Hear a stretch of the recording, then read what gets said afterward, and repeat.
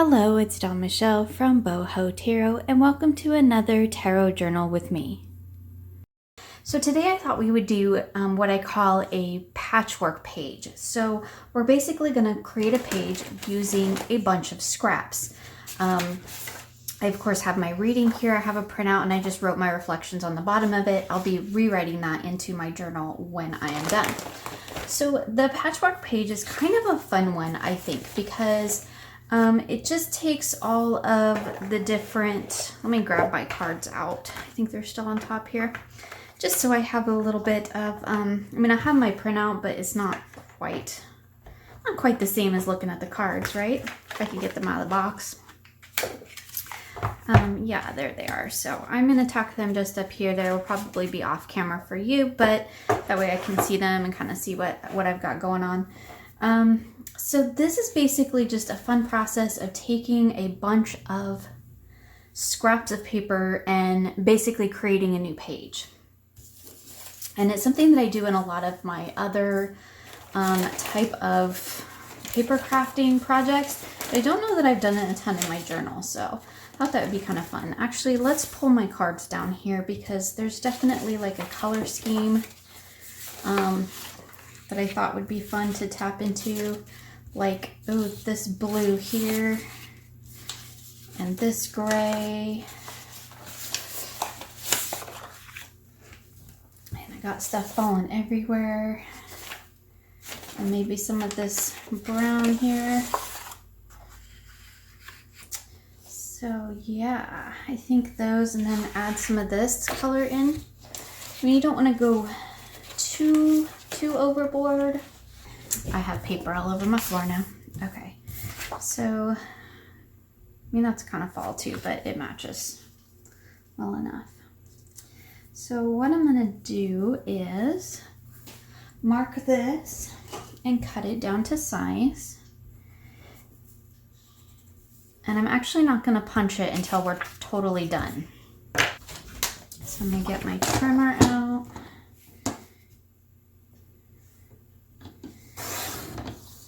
And just trim this down to size here. Now you can also do this in a bound journal. You can just cut a piece of cardstock or paper to size and then collage basically over the top of it and then paste it into your journal. And I've done that before too. Where did my gray go?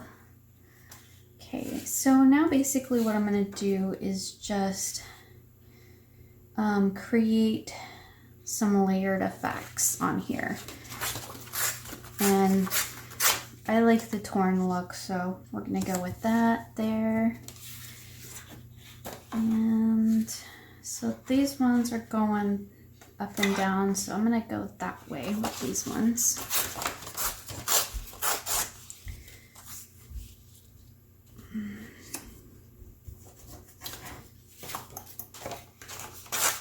And I like the way that side looks better.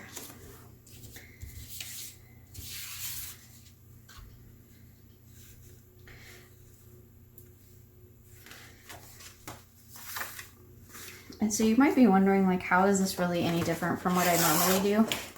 It's different in the fact that I'm going to essentially create one whole page. I don't mind that peeking out there. And again, I like the white, but that's just personal preference. Okay, so I kind of like that because I have that little bit sticking out there. So now the key is to actually glue these down in the correct order. So now that I've layered them, I need to look. This is underneath everything. So that's gonna go there. And what I do is kind of just roll it up here.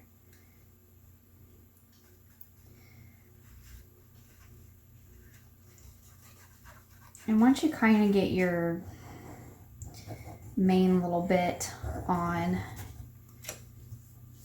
you can kind of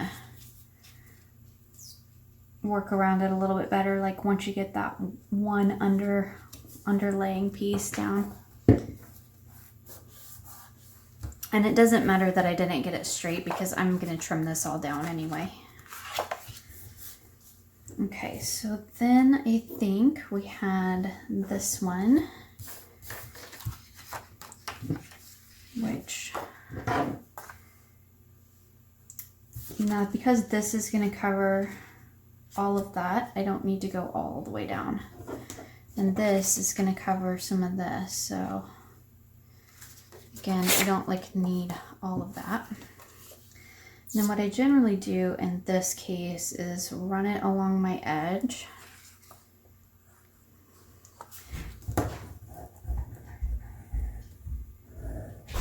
And then throw some on here.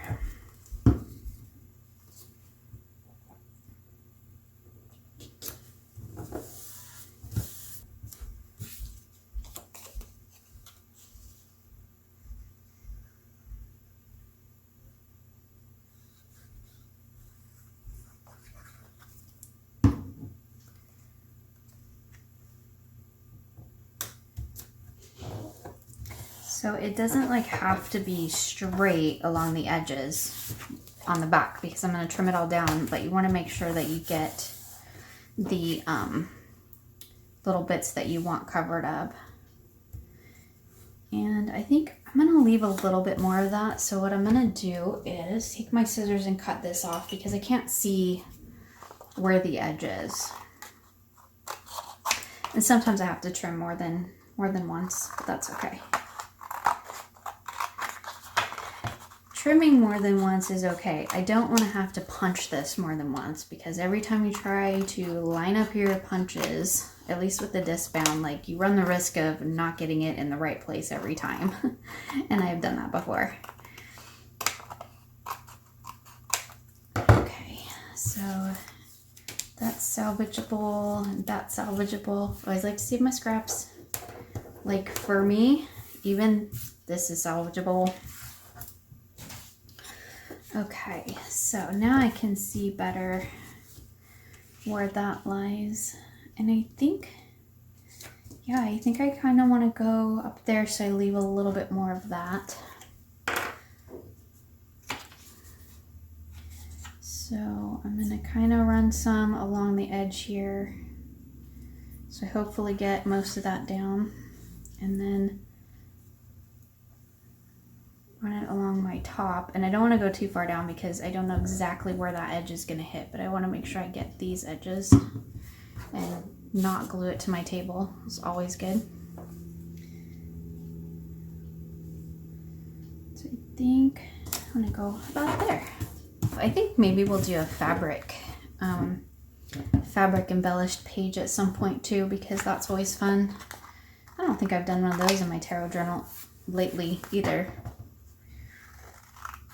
Or maybe ever, at least not in my daily tarot journal. I know I've done it in other tarot journals, like my deck study journals and things of that nature, but see, salvageable. I will use those. Okay, this one maybe not so much. All right, so now we have this cool patchwork paper page, and look how well it matches my cards. I need to not get glue on my cards. Look at that. I think that's pretty cool. Pretty happy with how that came out. So now what I need to do is, I could keep adding, right? I could add a spot of blue here. And I thought maybe it would be cool to put a,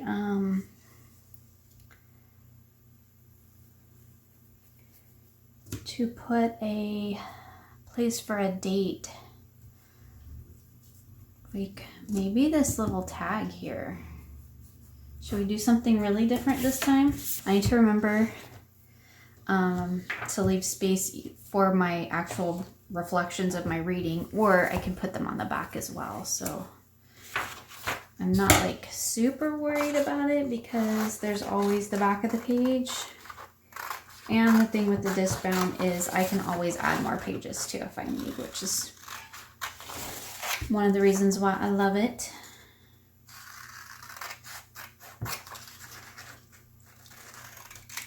Now that I cut that out, I'm kind of wishing I had torn it out, but that right there. And I'm thinking if I cut this, I could put a little tag up here, and then I still have room because I didn't write a ton, so I can still add my little reflection right here. What do we think? Let's try it. I just want enough space for a date. So now we're going to take a hole punch, and we're going to punch this out and get it going the right way. Okay, and how do I want to attach it? Look at this bright orange. This orange is in all these cards. So kind of the idea with the patchwork is to add in the different layers and different textures and things of that nature. So I think this works. What I'm going to do is tie this here and make sure my knot is in the front. And I'll probably trim some of that off because that's probably going to be too much. Okay, so before I get too much more into the crazy, I need to punch this so that I know where my holes are. Oh, a little bit harder with that many layers of paper, but it goes through it. Okay, so now I can get that in there. I might go ahead and rewrite my reading nicely. What do I want to write it on? I'm thinking actually maybe the dot grid paper might be fine. Or I could do white because I have some white here and here, and there is, oh, there's not really white in the cards. Let's go with the dot grid paper. Before I do that, I don't want it to go past here. I'd like to keep it fairly small, so give myself a little frame that I'd like to keep it in. If it will fit. It's not very long, so I think it will fit.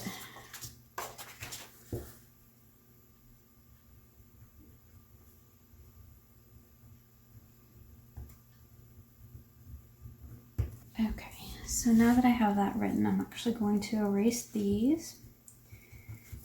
And I'm going to mimic the torn edge, but I want a controlled tear or controlled edge. So I'm going to go with this.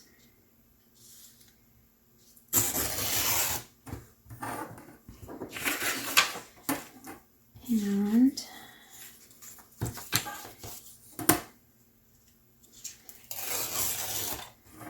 double edge off.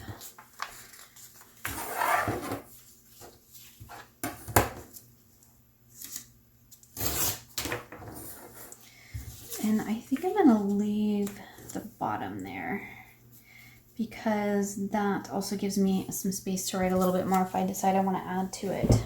So that should fit there. And this should fit here. And then this will go up here. And I can put the date on that one.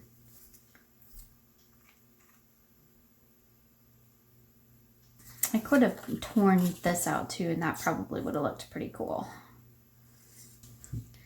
Before I glue this, let's write the date.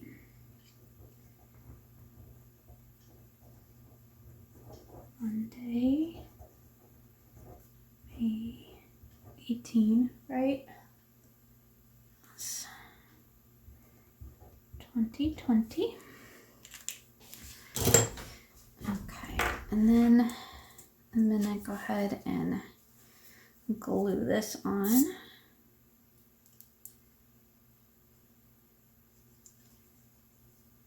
I'm going to add some glue to the yarn too so it doesn't come undone. Well, that probably wouldn't, but just in case. Tighten that up so glue tight. I could also like actually, you know, glue these down in like a pattern or something if I wanted to, but I'm just going to kind of let them hang loose, I think. I'm going to leave them the length they are. If they start to annoy me, then I can trim them down later on. But yeah, I think so. There was my 3 cards for the day. And I will probably, I think probably pull another 3 cards on Wednesday for a check-in. And I can do it on the back here, which is always fun because I still got a nice match for this particular deck. While my tarot journals are often very much seasonal in the way that I lay them out, I very often also try to match the decks too. So a lot of times I end up with pages that necessarily don't represent maybe the seasonal energy like some of the other spreads in my tarot journal do, but they definitely match the deck. And for me, that's a great way to connect with the deck and to connect with the reading as well. And I always like to leave some room to go back and add some more. The other thing with like leaving blank spaces like this is I could also go in and add some more reflections and writing in these blank areas as well. And if I really had a lot more to add, I could always do it on the back, but I think I'm going to save that for my Wednesday check-in. So there you have it, another page done in my tarot journal. Thank you for joining me for this tarot journal with me. You will find links for most of the products that I've used in this video in the description box below. I hope you enjoyed this process and will join me again soon for more creative tarot for an inspired life.